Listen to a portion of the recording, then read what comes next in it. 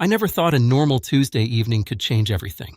I had just finished setting the table, candles lit, and the faint aroma of rosemary chicken filling the kitchen. The kind of dinner that says, I care, and I'm trying. My name is Elliot Harper. I'm 38, and I've been married to Camille for 12 years. Our life was quiet but predictable. Work, bills, the occasional weekend getaway, but I liked it. I liked routine. I liked stability. I knew love wasn't always fireworks, and I had made peace with that. Still, nothing prepared me for what she said that night. We sat across from each other. The clink of cutlery, soft hum of the dishwasher, the subtle shuffle of papers from my briefcase. I smiled, trying to keep things normal. Camille looked tense, shoulders tight, eyes avoiding mine. I sensed it before she spoke, the kind of tension that whispers something is about to shatter. She took a deep breath, set her fork down, and said, Elliot, I've been seeing someone else. For a moment, I froze, not because I didn't understand, but because my mind refused to believe the words. Someone else. That phrase carried the weight of every doubt I had buried, every insecurity I had avoided. I studied her face. Camille had always been composed, graceful, never one to overreact. But now, there was guilt there, raw and unshielded, and fear too. I didn't yell. I didn't cry. I didn't accuse. I simply nodded, slow, measured. I see. I said, calm, quiet, like a man acknowledging a fact he already suspected. She blinked, startled. I could see the words caught in her throat. Elliot, I didn't mean. I never wanted to hurt you. She began, voice trembling. I raised a hand gently. Camille, it's all right. I already feel it. I know. My tone was steady. There was no anger, no pleading. I wanted her to understand that my reaction would not be a reflection of weakness. I wanted clarity, not chaos. She looked at me, searching for something, remorse, perhaps, or an outburst that would let her breathe, but I offered none. I remained calm, silent except for the words I spoke, deliberate, controlled. We need to talk, I said, but not like this. Not under pressure. I need time to process. For months, I had noticed the small things. Subtle distance, distracted smiles, late nights at work she didn't need to be at.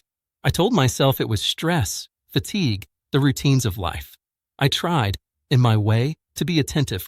I cooked dinner more often, kept the house in order, planned small surprises, tried to rekindle laughter in places it had faded. And still, something slipped further from my grasp. Camille's confession was not a surprise. It was confirmation of what I had suspected but didn't want to confront. My calm reply wasn't ignorance. It was acceptance, a silent acknowledgement that the love I thought I shared was no longer shared in return. We spent the evening talking, but not in the frantic, emotional way I had imagined. I asked questions, but I did not argue. I did not accuse. I listened. She explained the emotional distance she felt, the connection she sought elsewhere. I nodded again, listening, absorbing, but never losing composure. The contrast was stark, her voice urgent and shaky, mine calm and deliberate. That difference, I realized, was power. Not to punish, not to assert dominance, but to preserve dignity in a moment where dignity could easily be lost. The more she spoke, the clearer it became that her heart had moved on quietly, almost imperceptibly, before she admitted it. That was the hardest part, not the act itself, but the months of subtle withdrawal I had ignored, thinking they were temporary. I hadn't lost her in a day. I had lost her over time, through the slow erosion of presence and attention that I had never considered enough to fight against. By the end of the night, I made a decision. I wouldn't beg. I wouldn't retaliate. I wouldn't make scenes or threats. I would act, but on my own terms. Calmly, I told her, "You've made your choice. I respect that. I'll respect your honesty. I need space to think. I'll be in the guest room tonight." She was stunned, not because I had reacted at all, but because she had expected a fight, a storm of emotion, something to confirm her own guilt. Instead, she found quiet, composed acknowledgement. I could see the disbelief in her eyes. She wanted drama. She got clarity. She wanted chaos. She got composure. And that silence, my silence, spoke louder than any argument could have. I spent the night alone in the guest room, reflecting. I thought about what 12 years had meant. Laughter, challenges, growth, sacrifice. I thought about what I deserved. Honesty, respect, love reciprocated. And I realized something fundamental. I wasn't leaving because I hated her. I was leaving because I finally saw the truth clearly. She had already left emotionally, and there was no reversing that trajectory. Over the next few days, I maintained calm interactions. I did not avoid her, but I did not seek confrontation. I packed personal items, arranged for shared responsibilities to be split, and handled financial matters with precision. I kept conversations factual, necessary, never emotional. Every action I took was deliberate, each word measured. I refused to be drawn into arguments. I refused to be diminished.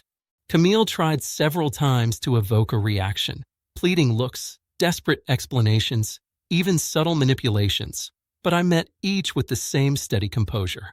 I didn't need to prove strength. I only needed to protect myself from losing it. And in that protection, I found an unexpected clarity, a sharp awareness of my own value that no betrayal could diminish. One evening, as she approached, attempting to apologize for the pain caused, I simply nodded. "I understand," I said quietly. "I hope you find what you're looking for. I'll be all right." She searched my face for anger, for hurt, for tears, but found only calm. That calmness was the final message, unspoken but unmistakable. I was no longer vulnerable to manipulation, no longer bound by her decisions. I had reclaimed my presence, my dignity. Weeks later, I moved into my own apartment, arranging life meticulously. The separation was practical, not dramatic. Each day, I grew quieter internally, but stronger externally. I didn't share every detail with friends. I didn't post online. The process was private, controlled, and ultimately empowering.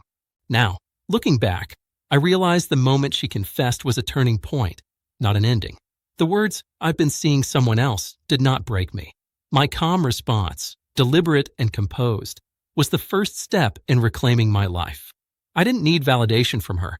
I didn't need closure from anyone else. I had clarity, dignity, and control, the things no betrayal could take. Camille's shock at my response wasn't about regret. It wasn't about realizing what she had done. It was about the unexpected reality that life continues when someone chooses to leave. The world doesn't stop spinning. Your value doesn't diminish.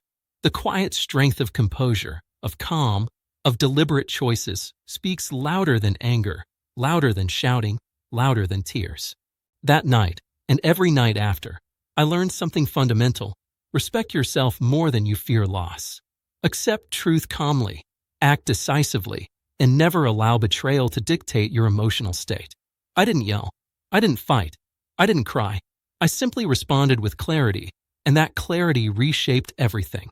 The dinner that started with a confession ended with a revelation, not of love lost, but of dignity regained. And in that calm, I found not emptiness, but a quiet power that no act of disloyalty could ever erase.